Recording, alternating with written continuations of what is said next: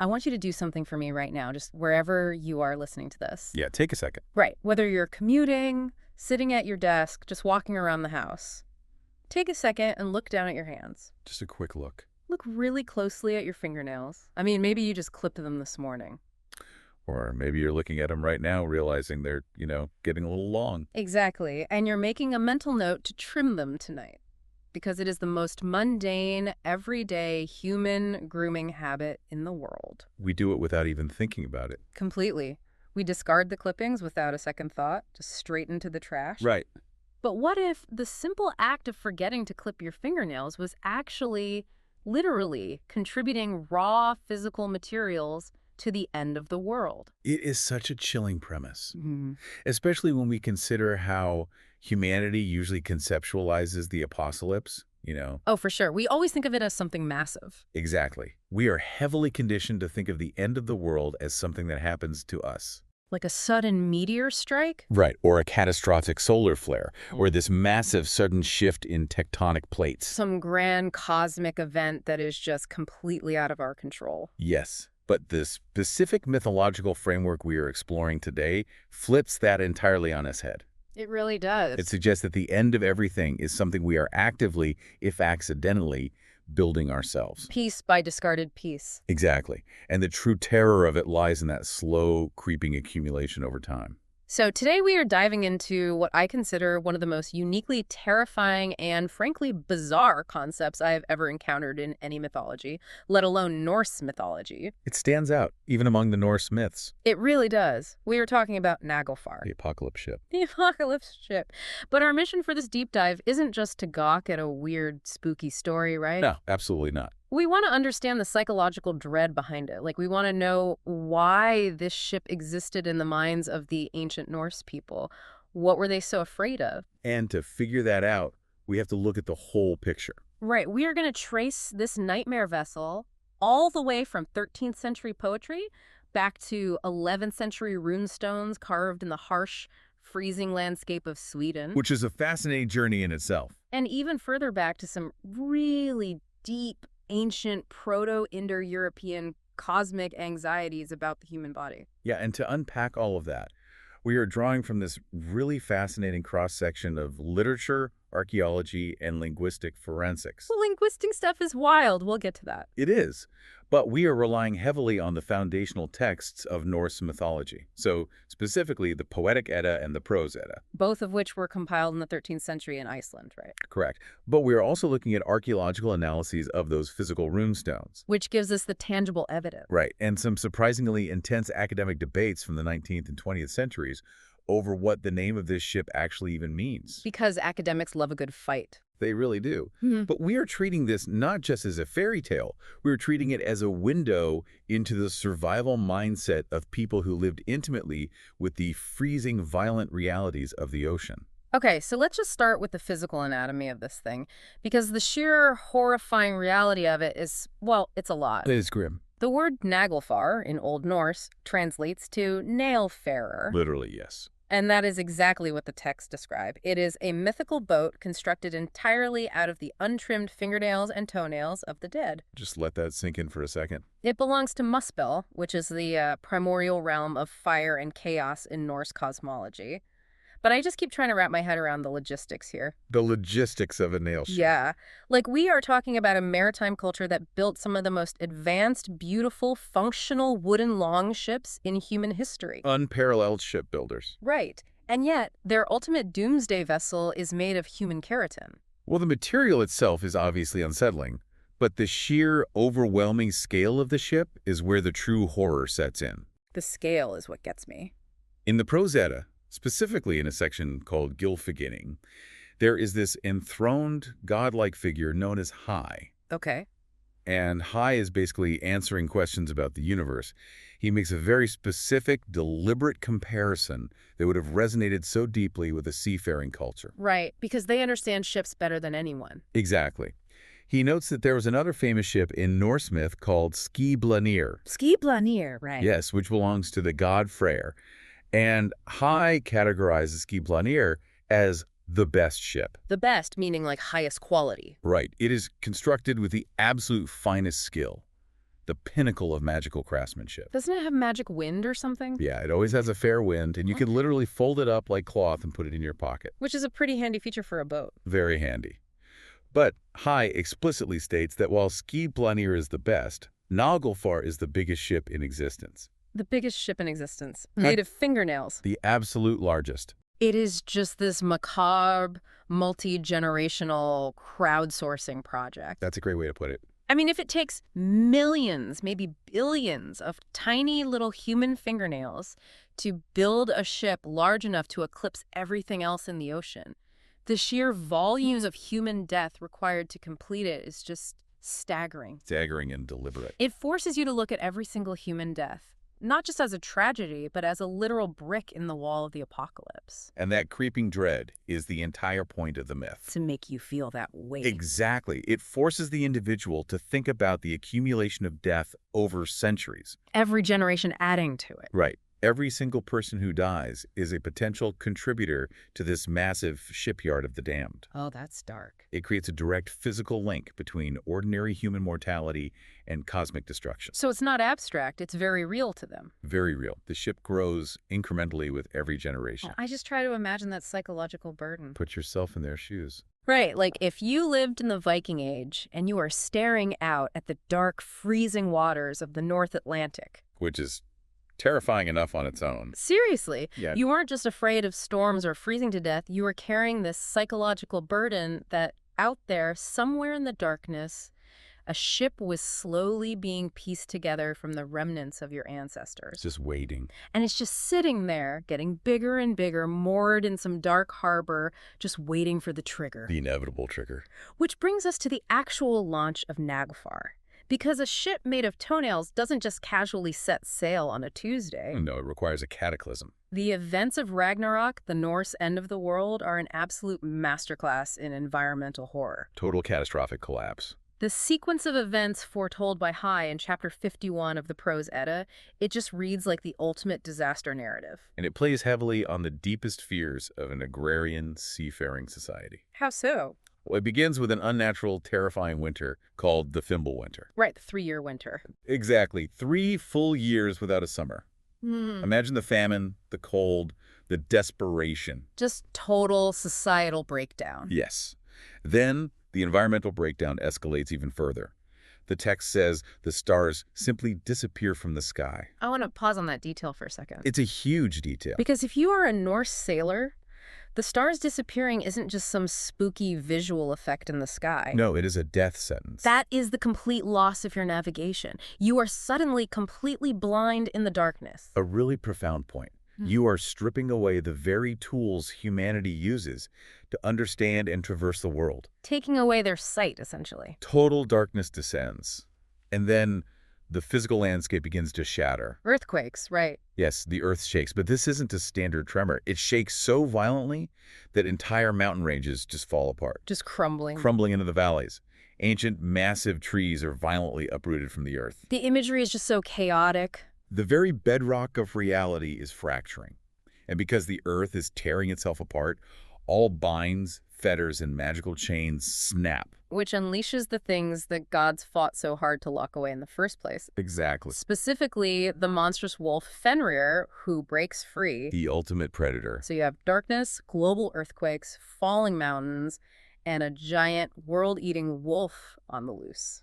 The fabric of order is just completely unschooling. It's pure nightmare fuel. But the launch mechanism for Naglfar is what really showcases the apocalyptic scale we were talking about here. Right. How does it actually get into the water? Well, down in the depths of the ocean lies the Midgard serpent, Jörmungandr. The giant snake. A snake so massive it encircles the entire world and bites its own tail. Just unimaginably huge. Right. And the text says Jörmungandr flies into a blind giant rage. Okay. It rises and violently swims toward the shore. Just thrashing around. Thrashing. And the physical displacement of water caused by a creature of that size moving in anger, it causes the global ocean to physically swell up. The ocean just rises up. It surges onto the land. It's a cosmic tsunami. Precisely. Just a massive wall of black, freezing water crashing over the continents. And those surging apocalyptic floodwaters crash onto the dark shore where Naglfar has been slowly, quietly building for millennia. Just waiting there. The sheer violence of that flood rips Naglfar free from its moorings. So it's not like a gentle christening of a ship. No, it doesn't set sail gracefully. It is violently torn into the water by the exact same disaster that is drowning the world. I am just really struck by the timing of this. The timing is crucial. Because the ship isn't being built during Ragnarok. No, it's already done, or mostly done. Right, and it isn't the cause of Ragnarok either. No. It's just sitting there on the shore, moored, waiting for the disaster to happen. It frames the ship almost like an opportunistic parasite. That's a fascinating way to look at it. Like, the end of the world happens, the flood comes, and Naglfar just rides that wave of destruction. It is a devastating symptom of the end, escalating the horror rather than initiating it. It makes it so much worse. The flood weaponizes the dead against the living. And once the ship is ripped from its moorings and enters those surging waters, it has a very specific destination. Where is it going? Vígríðr. Vígríðr. Yes. That is the prophesied massive battlefield where the ultimate clash between the hordes of chaos and the gods will take place. Okay, so who exactly is riding on this apocalyptic vessel? Because when you look at the 13th century sources, there is a pretty glaring contradiction. A major contradiction, yeah. About who is actually standing at the helm steering this thing. We have two major texts, and they give us two totally different captains. And the divergence between the Poetic Edda and the Prose Edda here is just a fascinating look into how oral traditions fracture. How they change over time. Exactly, how they evolve before they are finally written down. Right. So in the Poetic Edda, specifically in the famous poem called Voluspa, the narrative is delivered by a deceased seeress. A vulva, right. A vulva, yes. Who has been raised from the dead, specifically to deliver this prophecy to Odin. And her vision is incredibly bleak. Beyond bleak. She says the ship arrives from the east with the rising waters. Okay. It's carrying the people of Muspel and the monster's kin. Which means who, exactly? That refers to the wild, destructive followers of the wolf Fenrir. Got it. And the imagery she uses is just so raw and visceral. It paints quite a picture. She describes an eagle with a pale beak soaring overhead, just tearing at the floating carcasses in the water as the ship approaches. Just tearing into the dead. It paints this picture of complete, desolate carnage. It is the ultimate aftermath of civilization. But in this version from the Poetic Edda, the person standing at the helm, The one physically steering it. physically steering the ship of nightmares through the flood, is Loki. Loki. Yes. The text mentions he is accompanied by the brother of Bylist. Which is basically just another way of saying Loki. Exactly. It's a poetic circumlocution, a kenning referring to Loki himself or his immediate kin. So in the older poetic tradition, Loki is the definitive captain. But then Snorri Sturluson comes along. Yes, centuries later. He compiles the Prose Edda to try and organize all these chaotic myths for later generations, and he gives us a different captain entirely. He really does. According to the figure high in Snorri's Prose Edda, the ship is captained by a Jotun, A giant. a giant named Hrym. High describes him standing there, approaching the battle with his shield held high, leading the giants against the gods. I'm just trying to reconcile this. Like, is this just Snorri getting his facts wrong because he's writing centuries after these myths were actively worshipped? It's highly possible. Or, and hear me out, is this a terrifying co-captain situation? Oh, a co-captaincy. Like, Hrym is standing on the bow, holding the shield and roaring, while Loki is in the back working the rudder. Well, while the image of a co-captaincy is definitely entertaining, it is much more likely an example of regional storytelling variations. Like different towns having different bad guys. Exactly. Different regions and different storytellers likely emphasize different antagonists based on what scared them the most. Or what fit their version of the story better. Right, what served their narrative purpose at the time. Loki is the ultimate betrayer. The trickster. The trickster who engineered the death of the god Balder. Having him steer the vehicle of the god's destruction makes perfect narrative sense. It's like the ultimate payback. It is the culmination of his betrayal.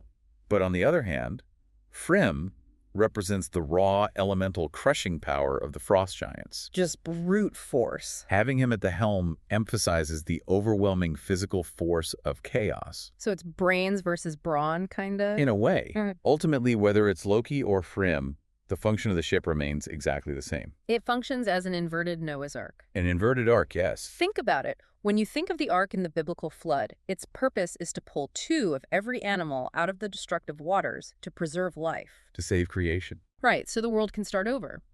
Naglfar rides a similarly destructive flood. But instead of preserving life, it is ferrying an army of monsters, giants, and the dead. Specifically to annihilate whatever life is left. It's total anti-preservation. It is a vessel of pure eradication. It carries the forces that want to return the ordered universe to a state of formless chaos. And this brings us to perhaps the most fascinating layer of the entire myth. The real-world application. Yes. Because this wasn't just a scary story told around the fire to give people a fright on a dark winter night. No, it was much more than that. The mythology of Naglfar was actively weaponized as a tool for social control. It had a highly practical, real-world cultural application. And this is where the text gets incredibly prescriptive. This was the part of the research that really changed how I viewed the whole topic. We are talking about an ancient public service announcement, but backed by the threat of total cosmic annihilation. A very effective PSA. Extremely effective. In the Prose Edda, right after Hrym describes Naglfar being constructed from the nails of dead people, he shifts his tone completely. Like from storyteller to lawgiver. Exactly. He shifts from storytelling to delivering a very strict, almost legalistic warning. What does he say? He says, and I quote, "It is worth taking care lest anyone die with untrimmed nails, since such a person contributes much material to the ship Naglfar, which gods and men wish would take a long time to finish." He's just an incredible piece of cultural engineering. It really is brilliant. It blends a basic hygiene request with a terrifying religious mandate.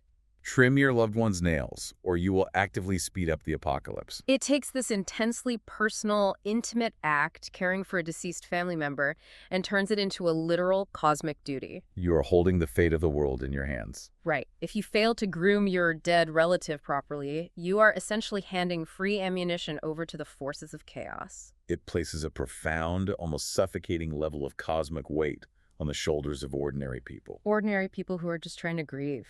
Exactly. Funerary practices are deeply important in almost every human culture. They help the living process grief, honor the dead.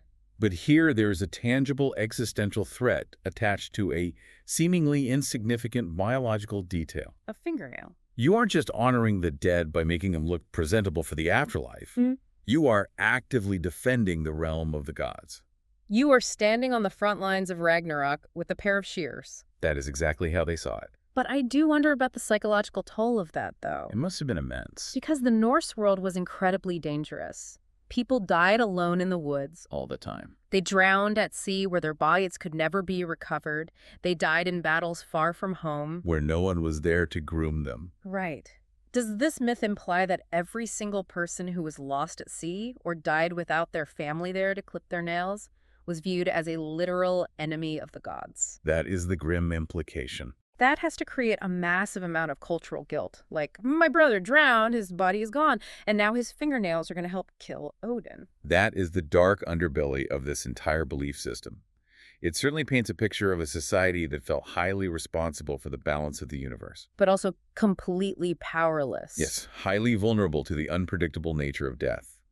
The myth creates a shared, inescapable societal anxiety. A collective dread. It suggests that chaos is always looking for a foothold, and it will exploit the pieces of ourselves that we neglect or lose track of. Just waiting for us to slip up. And the phrasing Snorri uses that gods and men wish would take a long time to finish is incredibly telling. Why is that? Because it shows they believe the end of the world was absolutely inevitable. You can't stop it. You couldn't stop Naglfar from being built, but you could delay it.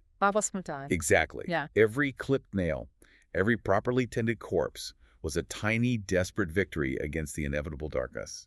It's a very grim view of the universe, but it clearly resonated deeply with the people who lived it. It was a core part of their reality. Because we don't just have to rely on 13th century manuscripts written by Snorri to prove this myth existed. No, we have physical evidence. Undeniable evidence of this story enduring in the real world, literally carved in stone by the people who feared it. Yes. To see the physical footprint of this dread, we have to shift our focus from Icelandic texts to 11th century archaeology in Scania, Sweden. Okay, Scania. The most prominent and fascinating example is known as the Tullstorp runestone. Right? There's also the Ledberg stone, which shares similar apocalyptic themes, but the Tullstorp stone is our primary focus here. Let's talk about the Tullstorp stone. Picture the landscape of 11th century Sweden. Cold, harsh, unforgiving. It's a really tough environment, and someone goes to the massive effort of hauling and carving this giant monolith. What exactly is depicted on it? The artwork on the Tullstorp runestone is just a striking piece of historical evidence. Because it's not just text, right? It's got images. Right. Runestones were often erected as memorials to the dead, but they also served as public declarations of faith, status, and cultural identity. Like a billboard for your family? Exactly. And if the images on the Tullstorp stone are correctly identified as depicting Ragnarok, and the overwhelming consensus among scholars is that they are shipped, then we see a very specific, terrifying scene. What's on it? Carved into the rock is a large ship, and directly above this ship is a massive, monstrous wolf. Which archaeologists identify as Fenrir. Yes, Fenrir. So you have the beast that is prophesied to eat the world looming right above the apocalypse ship. It's a heavy image. That is a very intense image to put on a family memorial. Precisely. But what is absolutely crucial for archaeologists and maritime historians here is the specific way the ship itself is drawn. How is it drawn? The carved image of the ship features beakheads on both the fore and the aft. Meaning what? Meaning both the front and the back of the ship have these prominent outward-going bows. Okay, why does that specific design detail matter so much? I mean, it's an 11th century carving on a rock. Maybe they just weren't great at drawing perspective. It matters because the Norse were master shipbuilders. Right. They knew their boats. They knew exactly what ships looked like. And no known historical Viking ships were ever built with dual beakheads. Never. Never.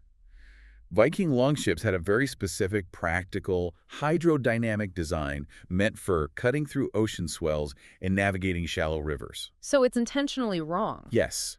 This dual beakhead design on the runestone proves to experts that the carver was not trying to represent a normal, everyday trading or raiding ship. It's symbolic. It is a highly stylized, symbolic representation. Yeah. It signals to anyone looking at it, this is not a ship of this world, this is a mythological vessel. It represents something otherworldly and inherently unnatural. Precisely. That makes perfect sense. You want the viewer to immediately recognize that they're looking at a divine nightmare, not just a picture of Uncle's fishing boat. Exactly. The distinction had to be clear. But there's also something really interesting about the actual text carved into the stone, right?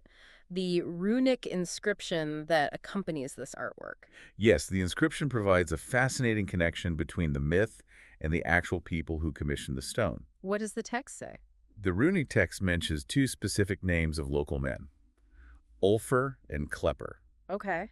though the latter is sometimes transliterated as Glipper. Let's look at those names. Ulfr literally translates to wolf. Correct. It's a common enough name, but in this context, it's striking. Very striking. And the second name, Klepper or Glipper. That one has been heavily analyzed by linguists. While it's a bit harder to translate delinitively, scholars believe it might have represented the word Gleipi. Which sounds incredibly close to Gleipnir. Exactly. Gleipnir is the name of the magical, impossibly strong ribbon that the gods used to finally bind the wolf Fenrir in the mythology. Oh, wow. So scholars believe that the very names of these local men, a man named Wolf, and a man whose name echoes the chain that binds the wolf, likely inspired the apocalyptic theme depicted on their family monument. It really bridges the gap between myth and reality. It roots the myth in real human lives. It's one thing to hear a story or read a poem about the end of the world, but seeing it carved into a giant public monument by someone in the 11th century makes it so incredibly tangible. It makes it a historical fact to their belief system. Why would a local family want the end of the world carved on their memorial stone? It's a great question. Was it meant to be a grim public warning to the community to keep their grooming habits in check? Or was it just a way to project power? Like a status symbol. Yeah, a sort of 11th century posturing. My name is Wolf. Put the literal apocalypse on my tombstone to show how tough my family is. It was likely a complex mixture of both. Really? Yes. On one hand, it was a display of deep cultural knowledge and an assertion of their connection to the grand cosmic narrative of their ancestors. Showing they know the lore. Right. But on the other hand, it projected immense strength and significance.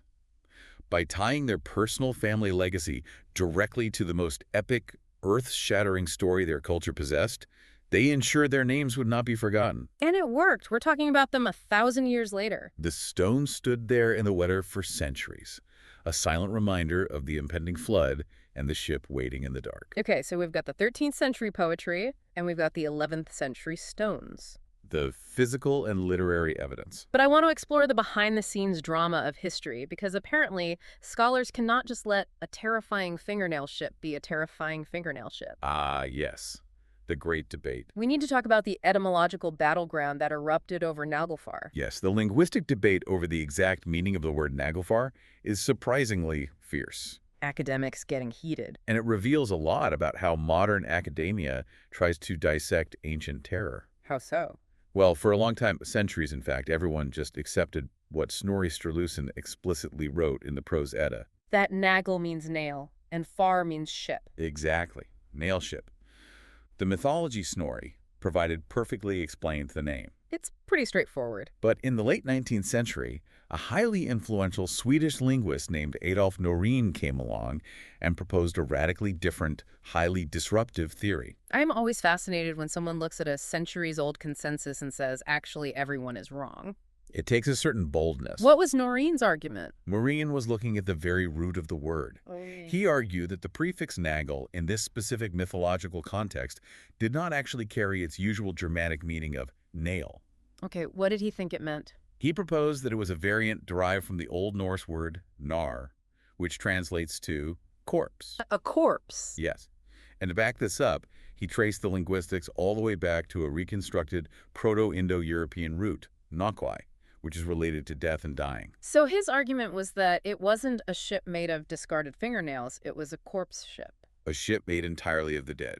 I have to admit, purely from a horror perspective, I kind of love Noreen's corpse ship idea. It's very evocative. A massive, towering dreadnought made entirely of rotting bodies and corpses fused together is arguably even scarier and more cinematic than a pile of fingernails. It definitely paints a grim picture.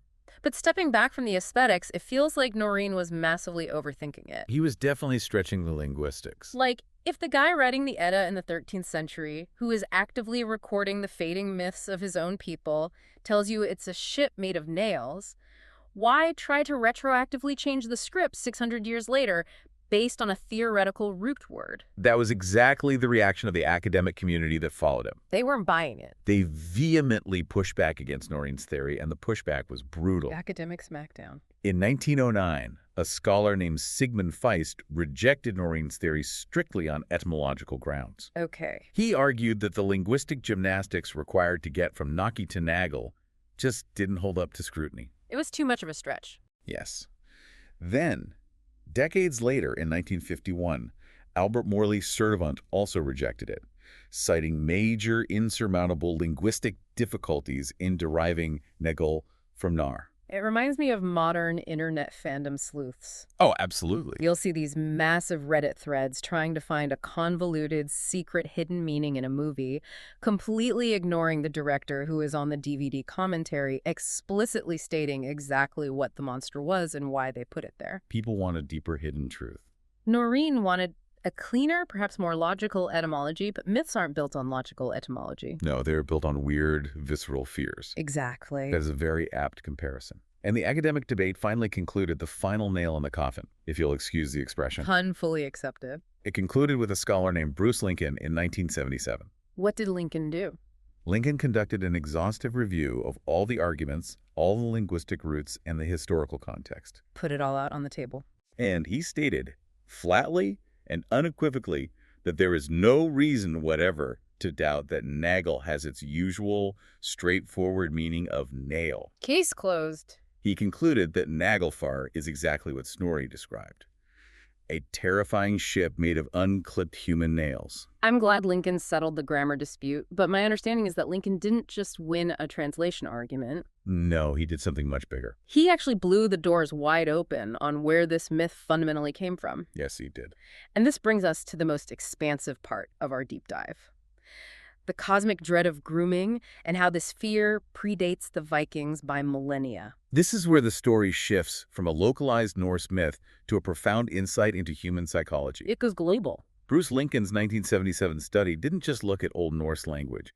He looked at the treatment of hair and nails across a wide array of Indo-European cultures. And when we say Proto-Indo-European, we are talking way back. We're talking about the unrecorded language that was the common ancestor of the Indo-European languages spoken thousands of years ago. Yeah. By tracing ideas back to this common ancestor, Scholars can find shared mythologies that spread across vastly different geographies. And what did Lincoln find? Well, Lincoln found deeply connects the Germanic Naglfar to ancient Iranian mythology. Iran. Yes, Iran. Geographically and culturally, that is a massive leap from the frozen fjords of Sweden and Iceland. It is a massive leap, which proves just how incredibly ancient and deeply rooted this core concept is. What was the myth in Iran? Lincoln examined Avestan texts, which are the primary collection of religious texts of Zoroastrianism, composed in ancient Iran. Okay. In these texts, the supreme benevolent deity Ahura Mazda delivers a very specific dire warning to his followers. A warning about nails. Yes,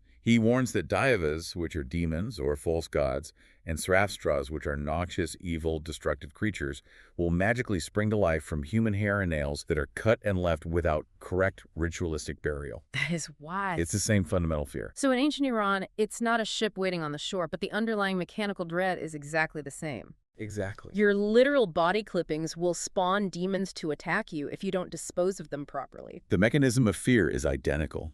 Lincoln's overarching point is that the fundamental ancient anxiety remains constant across these divergent cultures. That improper disposal is dangerous. The improper disposal of human hair and nails is an act of negligence that literally threatens the well-being of the cosmos. It's not just messy, it's spiritually dangerous. Exactly. Naglfar is just a specific, hyper-local Germanic evolution of this much older Proto-Indo-European phobia. The Norse took this abstract, ancient fear of demons spawning from clippings, and because they were a maritime culture terrified of the ocean, they naturally turned it into a ship. The biggest, most terrifying nautical vehicle imaginable. This shifts the paradigm of the story so much for me. Yeah, it really expands the scope. It elevates it from just being a cool, grimdark story about Vikings and Ragnarok, and reveals it as a massive, cross-cultural human phobia about the parts of ourselves we shed. It is an almost universal anxiety in the ancient world. But why do you think it is specifically nails and hair across all these different ancient cultures? What do you mean? Why not skin or sweat or tears? Is it the body horror of things that mysteriously keep growing even when we cut them? Or is it that they are things that seem dead? They have no nerves, no feeling, but they are still physically attached to our living bodies. You've hit the nail on the head, no pun intended. Right. It is deeply rooted in magical thinking and the concept of the liminal body. Liminal body. Yes. Hair and nails are liminal, meaning they occupy a threshold state. They straddle the boundary between living and dead. Because they grow, but they don't hurt to cut. Exactly. As you pointed out, they grow, which implies they possess life force. But you can sever them from your body without experiencing pain, which implies they are already dead matter. It's paradoxical to ancient people. In ancient systems of sympathetic magic, there's a core belief that a piece of you always contains your fundamental essence. Like voodoo dolls and that sort of thing. Exactly. If an enemy, a witch, or a demon of chaos acquires a piece of your essence, like a lock of hair or a fingernail, they can use it to exert power over you. To curse you. To curse you or to fuel dark magic. Therefore, disposing of these liminal parts safely, usually by burying them, burning them, or as the Norse urged, trimming them before death, was a vital way to protect your soul. And by extension, the whole world. Right, to maintain the structural integrity of reality against the forces of chaos. That is deeply unsettling, but logically fascinating when you understand their worldview. It makes complete sense within their framework. It's an attempt to control an uncontrollable universe. And clearly, that deeply unsettling nature has incredible staying power because Naglfar hasn't just stayed confined to 13th century manuscripts or 11th century rocks. No, it has survived well into the modern era. It has sailed right through the centuries and crashed directly into modern pop culture. It really has. This incredibly specific, bizarre mythological construct has cemented itself as the ultimate shorthand for impending doom in modern media. I want to run through some of its major appearances because its cultural footprint today is surprisingly huge. It pops up everywhere. If you play video games, you've almost certainly encountered it, whether you realized it or not. Especially in fantasy RPGs. Oh, yeah. In The Witcher 3 Wild Hunt and its incredibly popular card game spin-off Gwent, Naglfar is the vehicle the evil Wild Hunt uses to travel between dimensions. It's their dreadnought. Exactly. Yeah. In the massive multiplayer game World of Warcraft, during the Legion expansion, Naglfar is literally the setting for a horrific dungeon. The Maw of Souls. Yes. You fight on the deck of the ship in the Maw of Souls, surrounded by freezing water and darkness, and it culminates in a brutal boss fight against Helya. And the video game adaptations don't stop with just traditional fantasy either. Right, it goes to space, too. The concept has been adapted into science fiction. In the massive, cutthroat, multiplayer space game EVE Online, the Naglfar is the name of a dreadnought-class capital ship. I love that. They took the ancient name and applied it to a massive, destructive space vessel, essentially treating the cold vacuum of space as the modern equivalent of the terrifying dark ocean. That's a perfect parallel. And going back to classic fantasy, it's the name of the dark magic tome used by the tragic boss character Lion in Fire Emblem, the Sacred Stones. It's heavily featured in literature, too. Yeah, I've seen it pop up in a few books. It's the very ship that gets sunk in the opening paragraphs of John Meyer's classic fantasy book, Silverlock. Oh. And for a younger generation, it is the absolute central, driving focus of Rick Riordan's novel Magnus Chase and the Gods of Asgard, the Ship of the Dead. Where the whole plot is about the ship. Yes, the characters are literally on a desperate quest across the oceans to stop this exact fingernail ship from launching and starting Ragnarok. Oh, and of course, because it's Norse, it's apocalyptic, and it's undeniably dark. Naglfar is the highly appropriate namesake of a prominent Swedish melodic black metal band. It really is a surprisingly versatile and enduring trope. Creators recognize the inherent dread in the name and the concept. Right. Naglfar has basically become modern media's ultimate shorthand for fantasy doom. It carries weight. If you are a writer or a game designer and you need an epic villain vehicle that instantly conveys a sense of ancient, unstoppable dread, you don't just call it the Death Boat or the Doom Ship. No, that sounds cheap. You invoke Naglfar. It carries centuries of real human anxiety. The dread is built into the name. But I have a question for you listening right now. Which of these modern adaptations do you think actually manages to capture the true psychological horror of a ship constructed entirely from the yellowing, cracking toenails of the dead?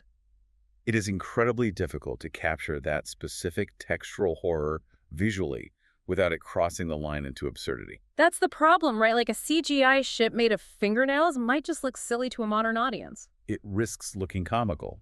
The true terror of Naglfar is conceptual. The idea of it. It's not just what it looks like. It's the knowledge of what it is made of and the agonizing realization of who provided the materials. To summarize the massive journey we've taken today, we started with the terrifying image of a mythical giant ship waiting in the darkness on a shore for a cosmic flood. We explored how that myth was utilized as a practical, psychological tool for real-world enforcement of ancient hygiene and funerary habits. Right. We saw that dread validated and permanently carved into 11th century Swedish runestones by people claiming association with the apocalyptic wolf. We waded through fierce academic debates over its true linguistic meaning. And we traced its psychological roots back into deep, ancient Indo-European anxieties about the liminal parts of the human body we leave behind. It is a stunning, sprawling example of how humans use mythology to process their deepest fears. An attempt to assert some measure of control over a universe that is fundamentally uncontrollable and often hostile. Absolutely. Which leaves me with a final thought I want you to mull over after this deep dive is done. The ancient Norse genuinely believed that leaving behind tiny, discarded, unmanaged fragments of themselves like fingernails would literally, physically build the vehicle of their own cosmic destruction. Right. What is our modern equivalent to those discarded fingernails? That's a haunting question. What seemingly insignificant fragments of our daily lives, like our endless digital data footprint, our algorithmic search histories, or the millions of tons of discarded microplastics we throw away into the ocean without a second thought, are we blindly accumulating right now? Just letting it pile up. Are we, right at this very moment, collectively, thoughtlessly building the vessel for our own societal Ragnarok? Yeah. Take a long look at your hands. What are you building?